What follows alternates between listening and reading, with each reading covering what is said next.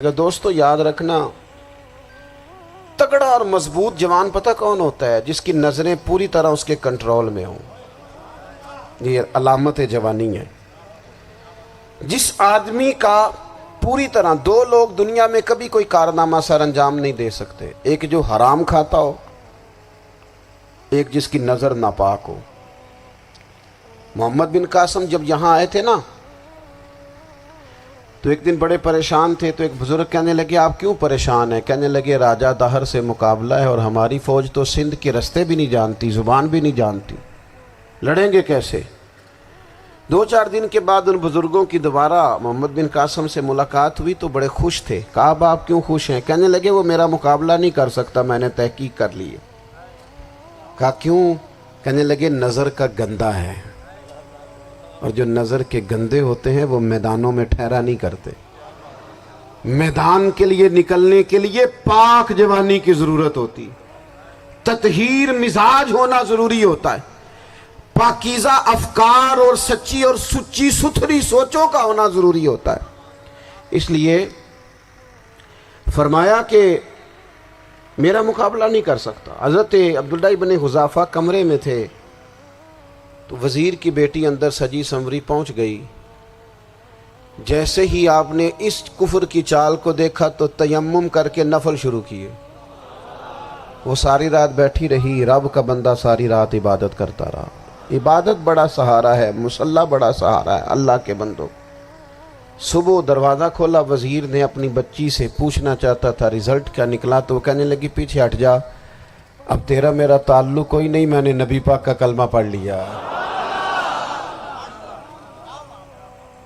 اس نے کہا میں نے بھی زمانہ دیکھا ہے، پر یہ کیا لوگ ہیں، کستوری کے بنے ہوئے، سندل سے دھلے ہوئے، کہ میں ساری رات کمرے میں رہی اور 100 اور 1000 آدمی جس جوان کا مقابلہ نہ کر سکے، اتنا طاقتور جوان کمرے میں رہا اور اس نے نظر اٹھا کے نہ دیکھا۔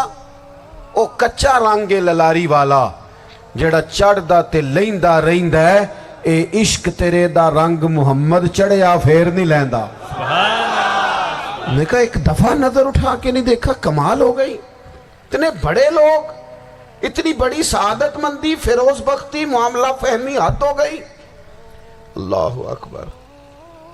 دوستو بادشاہ جب پوری طرح ہار گیا نا، اس نے کہا مار دو۔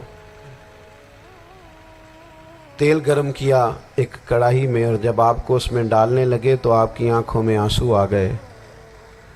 بادشاہ کا خیال ہوا شاید نرم ہو گئے ہیں، کہنے لگا روئے کیوں؟ فرمانے لگے سوچتا ہوں جان ہی ایک ہے، کتنا مزہ ہے اس کی راہ میں جان دینے کا، کتنی لذت ہے اس کے نام پر مرنے میں، کتنا لطف ہے۔ جے تو چڑھیا اتے دار بھی نہیں، تے جے تو وکیا عشق بازار بھی نہیں، تے ایڈا سستا سودا پیار بھی نہیں، تے ایڈا سستا لبدا یار بھی نہیں۔ کئی جنگل گانے پیندے نہیں، کئی دوزخ لنگنے پیندے نہیں، جے وہ اس ملوں بھی مل جاوے، ایدوں سستا ہور بپار بھی نہیں۔ تے کچھ سمجھ نہ آوے لوکاں نوں وہ کادے نال شہید کرے، ڈٹھی یار دے ہاتھ تلوار بھی نہیں، پر او دا خالی جاندہ وار بھی نہیں۔ کہنے لگے ایک جان ہے نا، تو دل کرتا ہے ہزاروں ہوتی تو ایک ایک کر کے محبوب کے نام پہ قربان کرتا، جب میرے پاس ہے ہی ایک، کروں کیا؟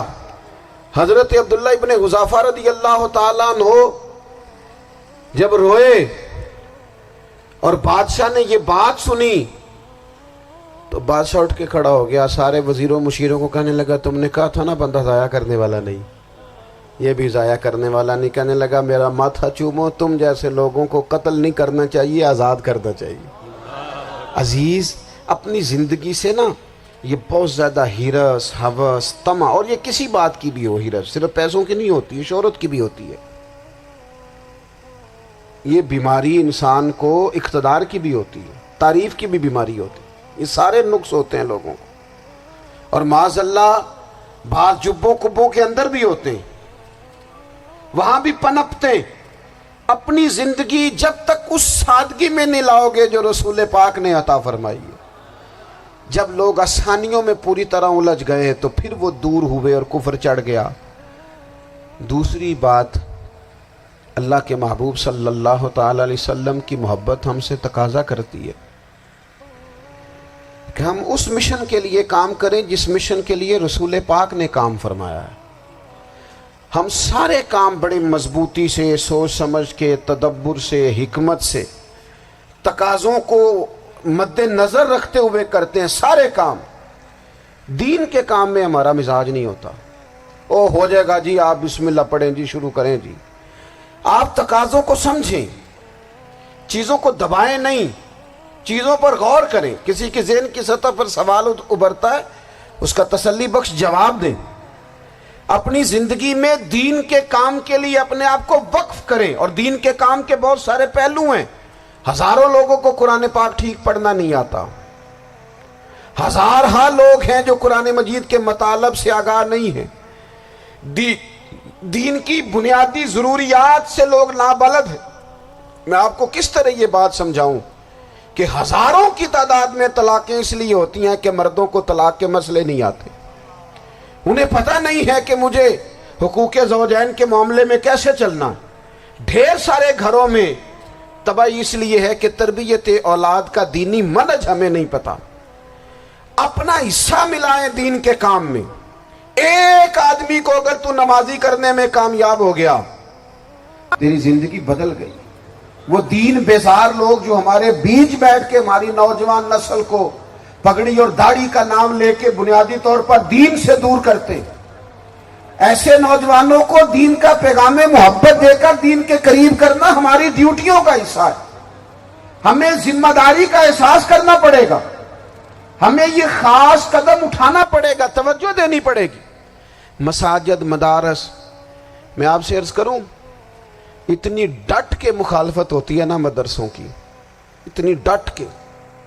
میں ادارہ چلاتا ہوں، اس کے چلانے میں جو مشکلات ہیں وہ تو ہم بتا نہیں سکتے آپ کو، اس لیے کہ میری قوم، میرا اس قوم سے تعلق ہے جو نعت خواں امیر کرنا چاہتی ہے، مدرسے نہیں۔ ہاں، نقیب خطیب پیدا کرنا چاہتی ہے، شعر و شاعری کی زندگی کو پروان چڑھانا چاہتی ہے۔ فقط ہمارا ان لوگوں سے تعلق ہے جو لاکھوں کروڑوں روپیہ محافل پہ لگائیں گے، اور قاری صاحب بیچارے اگر مسجد کا کوئی ہونے والا کام کسی وقت بتا دیں گے تو وہ بڑی مشکل آ جائے گی ان کے لیے۔ یہ کیسے ہو سکتا ہے، آپ نے یہ ڈیوٹی بتا دی۔ مدارس، اور جتنا اہم رول دین کو پھیلانے میں مدارس اسلامیہ کا ہے، اتنی زبردست، لوگوں کا خیال ہوتا ہے میری طرح کے لوگ شاید کام کرتے ہیں، ڈیوٹی کرتے ہیں۔ یہ 10-15 لوگ آپ کو نظر آتے ہیں جو آپ کو کہیں میڈیا پر یا ادھر ادھر ڈیوٹی کرتے، مخلص لوگ اپنی جگہ پہ، وہ بھی بڑا ہی کام کر رہے ہیں، جو میڈیا پہ آ کے بھی اخلاص سے اور درد دل سے کو دین کی، ان کی بھی کسی بات کی حوصلہ شکنی نہیں۔ لیکن ہزارہا اساتذہ جو مدارس میں بیٹھ کے پڑھاتے ہیں، جنہوں نے وہ سارے لوگ تیار، آپ سمجھ نہیں سکتے کتنا بڑا کام۔ حفظ کا استاد جو ہوتا ہے نا، اس کی ڈیوٹی 24 گھنٹے ہوتی ہے، فجر سے پہلے، اور اس نے بچوں کو اٹھانا۔ تنخواہ تو ہم انہیں دینا نہیں نہ چاہتے جی، تنخواہ نہیں دے دی انہوں نے، ہمیں مولوی امیر نہ ہو جانا۔ مولوی نو تے سوٹ بھی 27ویں والی رات دے ہے تاکہ کدھر سوان کے عید والے دن پا نہ لوے، چونکہ 27ویں تو بعد تے درزی پھڑتا ہی کوئی نہیں، کیوں حضرت؟ ایسے ہی ہے نا، اس وقت تو نہیں نہ لیتا۔ تو ہم چاہتے ہیں مولوی ہماری مرضی کے ہماری طرح کا سوٹ نہ پہن لے۔